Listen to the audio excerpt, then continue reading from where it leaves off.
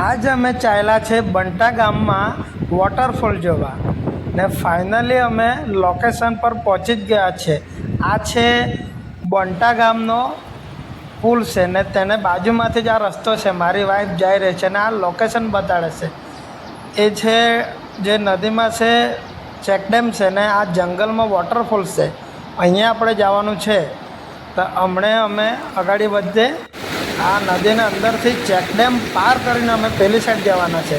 તો અમે ચેકડેમમાં અંદર આવી ગયા છે. બહુ જ પાણી છે ચેકડેમમાં તો. ને અમારા જેવા બીજા પણ ફરવા આવેલા છે. તમને બતાડો આ પછાડી આવ્યા કરે છે ને બહુ જ મસ્ત વાતાવરણ પણ છે.